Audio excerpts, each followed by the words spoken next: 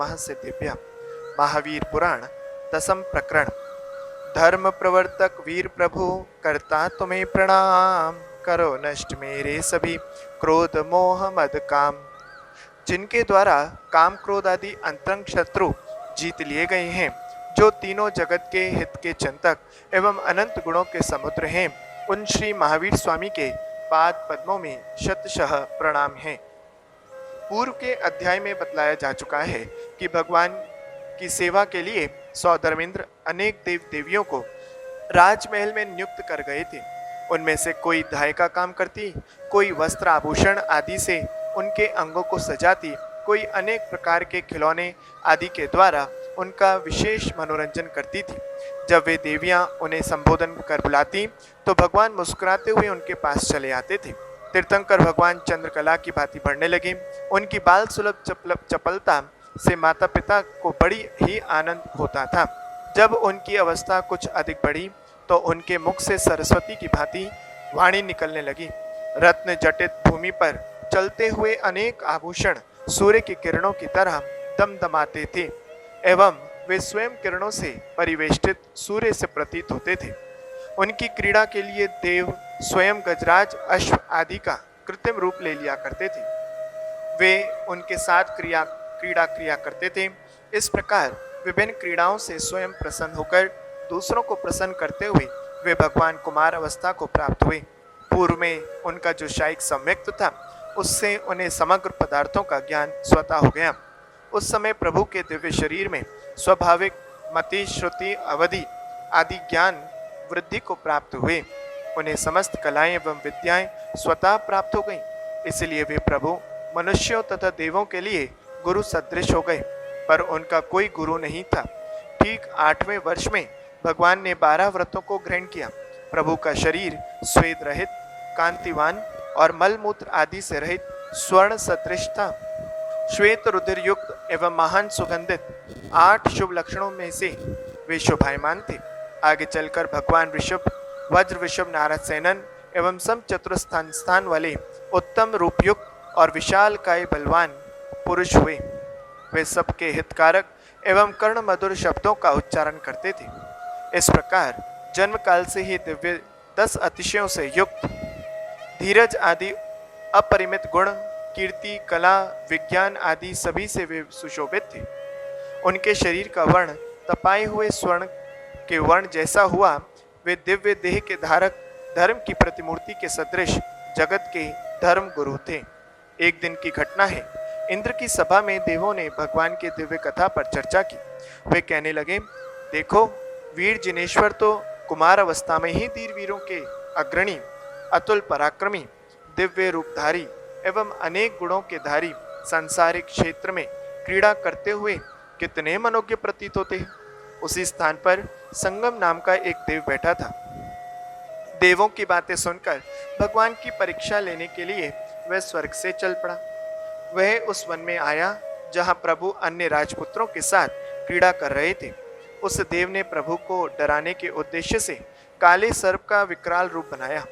वे एक वृक्ष की जड़ से निकलकर स्कंद तक लिपट गया।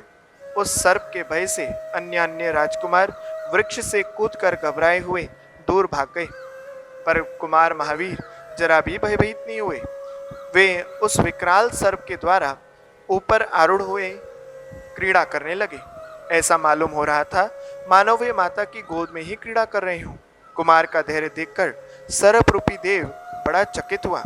वह प्रकट होकर प्रभु को स्तुति करने लगा। उसने बड़े नम्र शब्दों में कहा, हे देव, आप संसार के स्वामी हो, आप महान धीर वीर हो, आप कर्म रूपी शत्रुओं के विनाशक तथा समग्र जीवों के रक्षक हो। वह कहने लगा, हे देव, आपके अतुल पराक्रम से प्रकट हुई कीर्ति स्वच्छ चांदनी के सदृश लोक के कण कण में विस्तृत हो रही है। आपका नाम स्मरण करने मात्र से ही प्रयोजनों की सिद्ध कराने वाले धैर्य प्राप्त होता है। अत्यंत दिव्य मूर्ति वाली सिद्ध वधु के स्वामी श्री महावीर, मैं आपको बारंबार प्रणाम करता हूँ। इस प्रकार वह देव भगवान की स्तुति कर उनका महावीर नाम सार्थक करता हुआ स्वर्ग को चला गया। कुमार ने भी अपने यशगान को बड़े ध्यान से सुना। देव की स्तुति बड़ा ही कर्णप्रिय तथा भगवान की यश को संसार में विस्तृत करने वाली थी।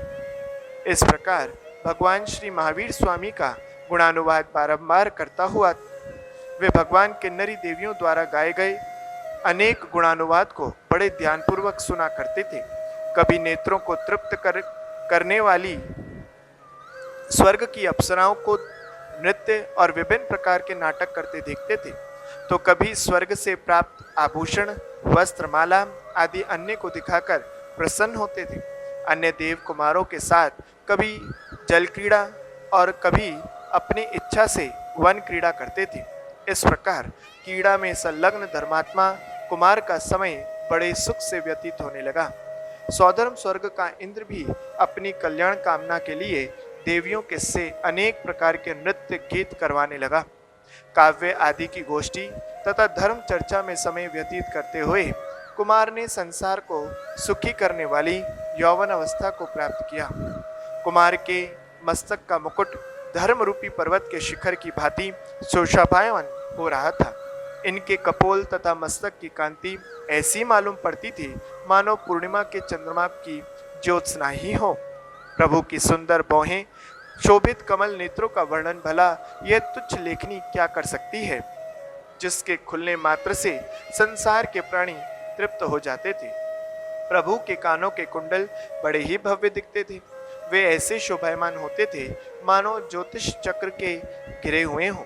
भला प्रभु के मुख रूपी चंद्रमा का क्या वर्णन किया जा सकता है, जिसके द्वारा संसार का हित करने वाली ध्वनि निकलती है।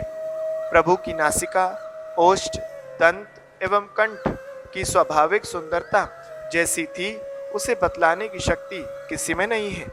उसका विस्तृत वक्षस्थल रत्नों के हार से ऐसा सुसज्जित था मानो लक्ष्मी का निवास ही हो।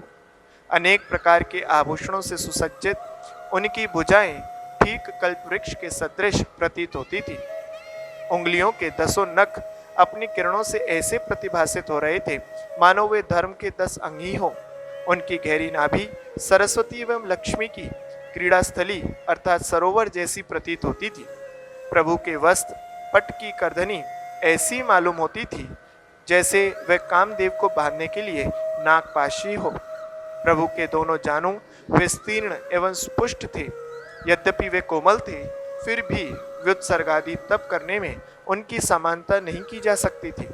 भला प्रभु के ऐसे चरण कमलों की तुलना किससे की जा सकती है, जिनकी सेवा इंद्र, धरणेन्द्र आदि सभी देव किया करते हैं। इस प्रकार शिखा से नख तक प्रभु के अंग प्रत्यंग की शोभा अपूर्व थी। उनका वर्णन करना असाध्य है। मानो ब्रह्मा एवं कर्म ने 3 जगत के रहने वाले दिव्य प्रकाशमान, पवित्र एवं सुगंधित परमाणुओं से प्रभु का अद्वितीय शरीर बनाया था। उस शरीर का पहला गुण वज्र वृषभ नाराज सेनन था। प्रभु के शरीर में मद, स्वेद, दोष, रागादिक तथा वातादिक तीनों दोष से उत्पन्न रोग किसी समय भी नहीं होते थे। उनकी वाणी समस्त संसार को प्रिय थी। वे सबको सत्य एवं शुभ मार्ग दिखलाने वाली धर्म माता के समान थी। दूसरे खोटे मार्ग को व्यक्त करने वाली नहीं थी। दिव्य शरीर को पाकर वे प्रभु ऐसे सुशोभित हो रहे थे जैसे धर्मात्माओं को पाकर धर्म आदि गुणों सुशोभित होते हैं। भगवान के लक्षण ये हैं: श्री वृक्ष, शंख, पद्म, स्वस्तिक, अंकुश, तोरण, चमर, श्वेत छत्र, ध्वजा, सिंहासन, 2 मछलियाँ, 2 घड़े, समुद्र, कछुआ, चक्र, तालाब, विमान, नाग भवन, पुरुष स्त्री का जोड़ा, बड़ा भारी सिंह, तोमर, गंगा, इंद्र, सुमेरु, गोपुर, चंद्रमा, सूर्य, घोड़ा, पींजना, मृदंग, सर्प, माला, वीणा, बांसुरी, रेशमी वस्त्र, दैदीप्यमान कुंडल, विचित्र आभूषण, फल सहित बगीचा, पके हुए अनाज वाला खेत, हीरा, रत्न, बड़ा दीपक, पृथ्वी, लक्ष्मी, सरस्वती, सुवर्ण कमल बेल, चूड़ा रत्न, महानिधि, गाय, बैल, जामुन का वृक्ष, पक्षीराज, सिद्धार्थ वृक्ष, महल, नक्षत्र, ग्रह, प्रातिहार्य आदि दिव्य 108 लक्षणों से तथा 900 सर्वश्रेष्ठ व्यंजनों से विचित्र आभूषणों से एवं मालाओं से प्रभु का स्वभाव सुंदर, दिव्य, औदारिक शरीर अत्यंत सुशोभित हुआ। विशेष वर्णन की क्या किया जाए। संसार में जितनी भी शुभ लक्षण रूप संपदा एवं प्रिय वचन विवेक आदि गुण हैं, वे सब पुण्य कर्मों के उदय से तीर्थंकर भगवान में स्वतः ही समाविष्ट थे। अधिष्ठित स्वामी सदा उनकी सेवा में रत रहते थे। वे महावीर कुमार धर्म की सिद्धि के लिए मन वचन काय की शुद्धि से अतिचार सहित भक्ति पूर्वक गृहस्थों के 12 व्रतों का पालन करते थे। वे सर्वदा शुभ ध्यान की ओर विचार किया करते थे।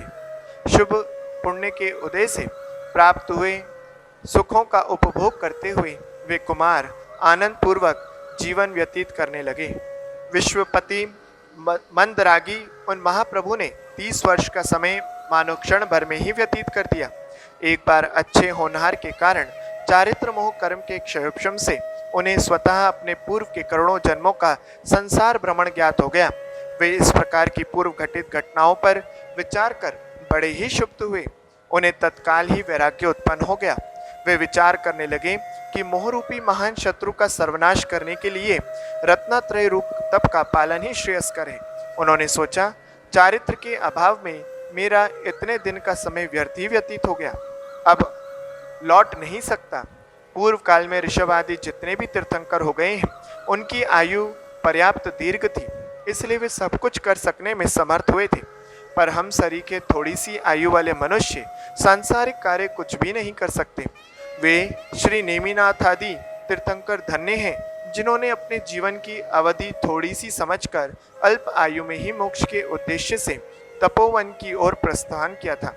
अतः संसार हित चाहने वाले थोड़ी आयु वाले व्यक्तियों को एक क्षण भी समय का संयम के बिना व्यर्थ नहीं जाने देना चाहिए।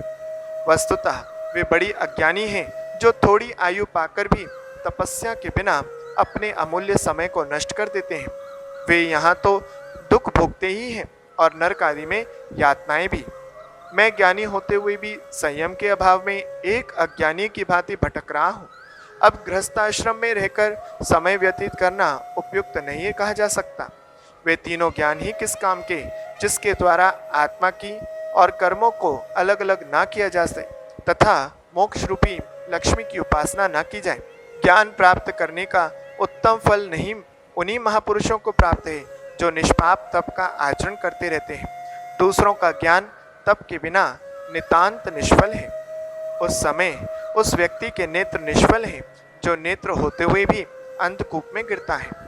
वही दशा ज्ञानी पुरुषों की है, जो ज्ञान होते हुए भी मोहरूपी कूप में गिर रहे हैं।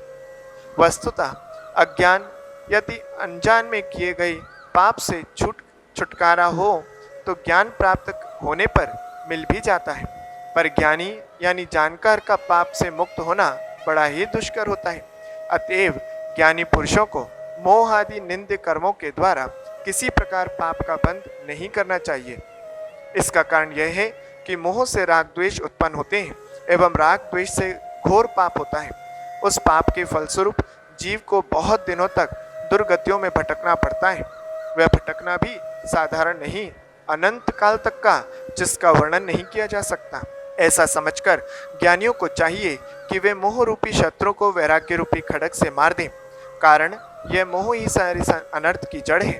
पर यह स्मरण रहे कि यह मोह ग्रस्तों द्वारा नहीं छोड़ा जा सकता, इसलिए पाप के बंधन गृह को तो त्यागना ही पड़ेगा। गृह बंधन बाल्यावस्था में तथा यौवन अवस्था में सारे अनर्थ उत्पन्न करता रहता है। अतः धीर वीर पुरुष मोक्ष की प्राप्ति के उद्देश्य से गृह बंधन का सर्वथा परित्याग कर देते हैं।